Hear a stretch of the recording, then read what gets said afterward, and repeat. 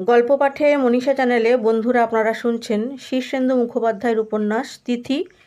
আজকে চতুর্থ পর্ব। বাড়ির হবু খদ্দেররা আসতে শুরু করলো ঠিক 3 দিন বাদে। চনচনে শীত আর খরসান রোদ আর সনসনে উত্তরে হাওয়া এক রবিবারের সকালকে যখন মোহগ্রস্ত করে তুলেছে, তখন সল্টলেকের এই নির্জনতর রাস্তায় বাড়ির সামনে একটি নতুন লাল মারুতি এসে থামল। নামলো অবাঙালি এক স্বামী আর স্ত্রী, দুজনেই কিছু মোটাসোটা, বয়স 30-এর কোঠায়। তাদের পোশাক আর চেহারা দুই ঐশ্বর্যের আভা বিকিরণ করছিল। যথেষ্ট বিনয়ী, শিষ্টাচার সম্পন্ন, মৃদুভাষী এবং গম্ভীর স্বামী আর স্ত্রীকে ফটকের কাছে রিসিভ করল সোমনাথ। তার মুখে আপ্যায়নের অর্থহীন বিগলিত হাসি। কোনো অজ্ঞাত কারণে ছুটির দিনে আজকাল 3 ভাই বোন একজোট হয় তাদের মৃত বাবার ঘরে। সেখান থেকে তারা 3টে রন্ধ্রপথে উদাস দৃষ্টিতে বাইরে চেয়ে থাকে। 2টো জানালায় 2 বোন, দরজায় বুক্কা। বুক্কাই চাপা গলায় বলে উঠল, ক্লায়েন্ট ক্লায়েন্ট। শুনে ছুটে এলো সঞ্চারী। তিথি ধীর পায়ে এসে কপাটের পাশে দাঁড়ালো। পুরুষটি বেশ লম্বা, পরনে হালকা ক্রিম রঙের সাফারি স্যুট। গায়ে একটু বেশি চর্বি থাকায় বোধহয় লোকটার শীতবোধ কম। এই শীতেও তাই গায়ে কোনো গরম জামা নেই, তবে সাফারি স্যুটটা গরম কাপড়েরও হতে পারে। ভুঁড়িটি যথেষ্ট নজরে পড়ার মতো। ভদ্রমহিলার গায়ে একখানা খুব সূক্ষ্ম সুতোর কাজ করা শাল, যার একটা আঁচল ধুলোয় লুটোচ্ছে। কেউই ব্যগ্র নয় বাড়ি দেখতে, ভঙ্গি কিছুটা ক্যাজুয়াল। বড়লোকদের ঠিক এরকমই হওয়ার কথা। বিষয়বস্তু দেখে দেখে তাদের চোখ পাকা এবং উদাস। বুক্কা বলল, ওরা নিশ্চয়ই বাড়িটা ঘুরে দেখবে। সঞ্চারী বলে, দেখতেই তো এসেছে, পছন্দ হবে? হবে না? কেমন বাড়ি আমাদের? দক্ষিণ খোলা, এত আলো বাতাস, কতগুলো ঘর, 2টো ব্যালকনি, বাগান, তারপর সার্ভেন্টস কোয়ার্টার। বুক্কা শুধু গম্ভীরভাবে মাথা নেড়ে বলে, everything a man can want from a house. কত দাম দেবে বলতো? 15 lakhs। কে জানে বাবা, অত টাকা জন্মেও দেখিনি। বাবার কাছে শুনেছি বাড়িটা করতে 1,00,000 টাকা খরচ হয়েছিল। তখন টাকার দাম অনেক বেশি ছিল, তাই খরচ হয়েছিল কম। কোকিলটা কি তার শেষ ডাক ডাকছে? উৎকর্ণ হয়ে শুনছিল তিথি। খুব ডাকছে আজ, গলায় রক্ত তুলে ডাকছে যেন।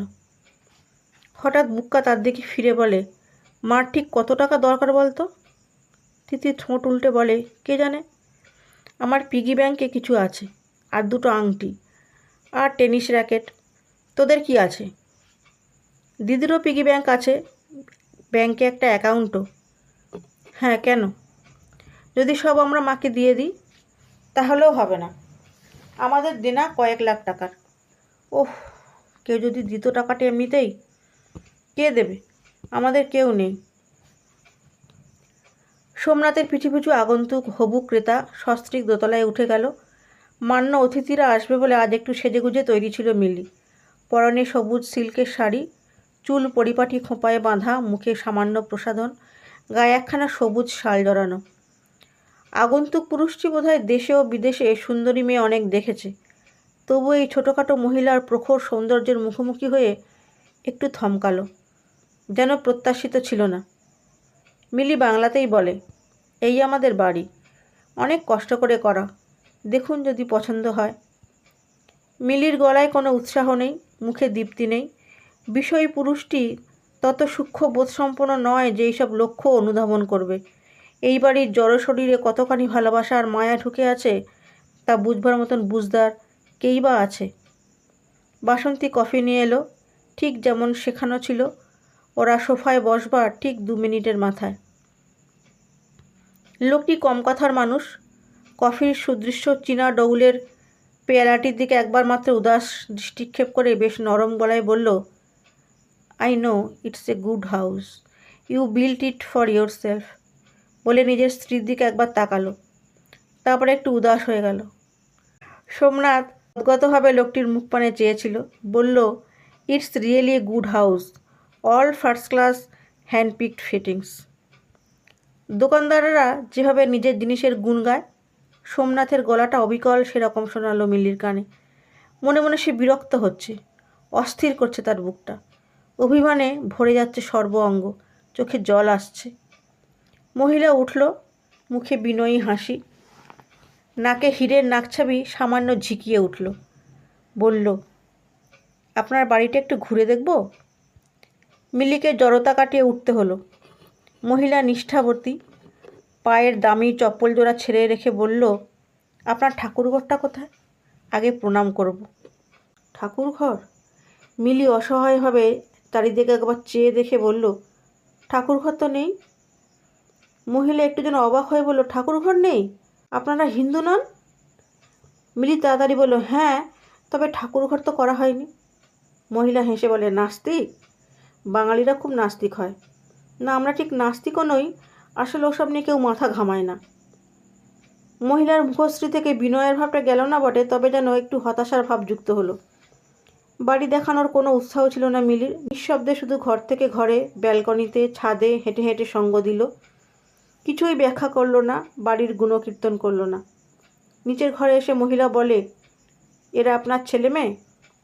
3 গম্ভীর, বিষণ্ণ, শক্ত হয়ে থাকা কিশোর কিশোরীর দিকে চেয়ে মিলি বলে, হ্যাঁ। আর এই ঘরেই তো? মিলি তাড়াতাড়ি মাথা নাড়ল, হ্যাঁ। স্যাড। ওপরের ঘরে এসে দেখা গেল সোমনাথ নিচু স্বরে কিছু বলছে। লোকটা আনমনে অবহেলা করে শুনছে, কফি ছোঁয়নি।